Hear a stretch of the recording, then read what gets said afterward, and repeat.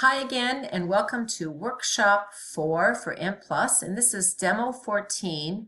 This is the model for the Cunningham Perceptions as Reality model. And Cunningham used a relational demography perspective and a study of coaches' attitudes towards coworkers. And in this study, he gathered data on 175 coaches and performed structural equation models.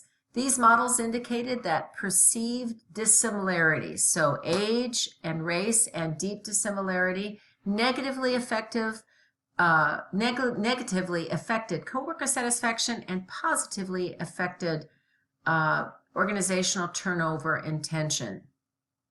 I'd like to spend some time looking at this model and examining how it would be set up in Mplus.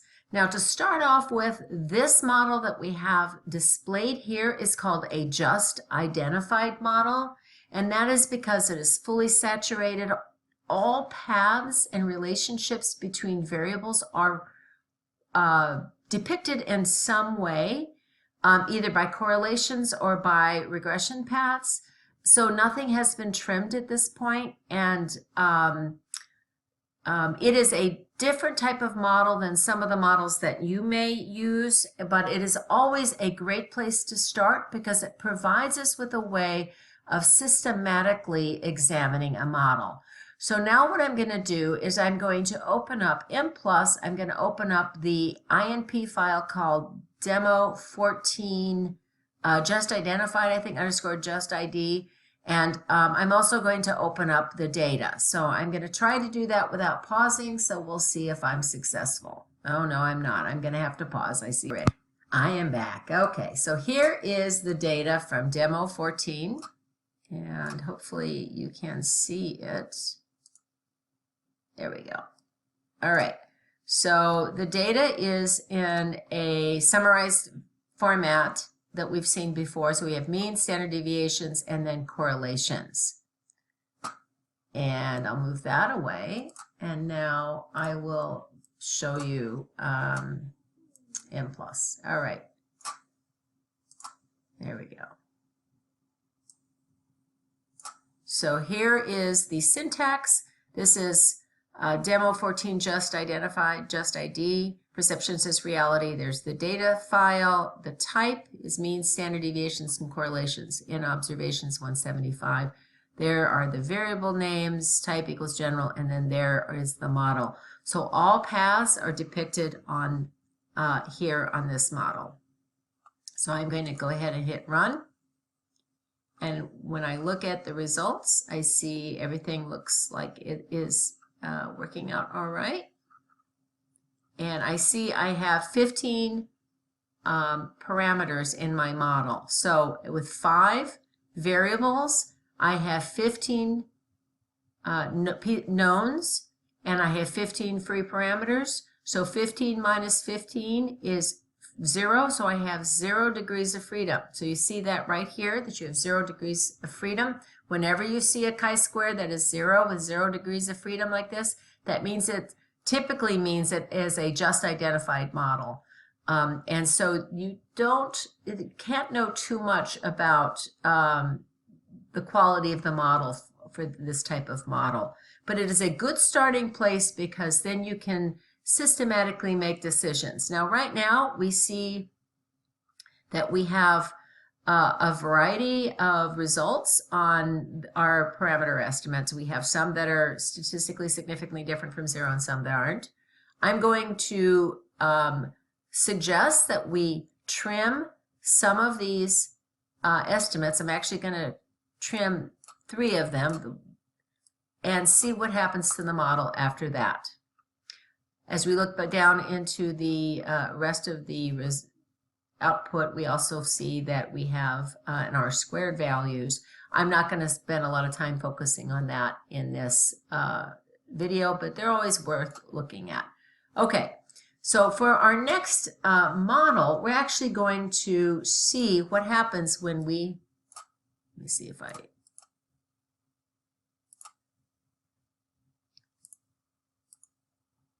there we go, Demo 14 trim. So everything is the same in this input, except the model statements have been revised to remove the variables that I mentioned that we're going to trim. And we're trimming them once again to try to get in a better model and to remove the paths that are not significant. So I'm going to hit run. And now we can see we've trimmed 3 variables. So we have 12 parameters that are estimated, and 15 minus 12 is 3, so we have 3 degrees of freedom. And this p-value is greater than 0.05, so the model that has just been run is not statistically significantly different than the real data from a perspective of the variance-covariance matrix. We can also look down here and we can see that we have removed variables that were not, we were not getting significant estimates for their coefficients. And we have one more left here, the race dist. I'm going to remove that in the what's called trim 2, which I'm going to get out now. All right, here is the INP file for trim 2. That's demo14_trim2. And everything is the same, except I took out the race dis as a predictor of deep dish here. And I keep wanting to say deep dish because I'm from Chicago and I love deep dish pizza, but whatever. Anyway, so I'm going to hit run. And here we have the results in the output file. And now we are down to 11 parameters. So now we have 4 degrees of freedom. The p-value is still greater than 0.05. So this model is not statistically significantly different in terms of the covariance, the model implied covariance structure from the data covariance structure. And so this model still fits well. But now my question is, and let's see, we might say just inherently, oh well, this is a much better fitting model because look, all of these estimates are also significant. But that might not necessarily be the case. There is actually a systematic approach to doing this. It is outlined in a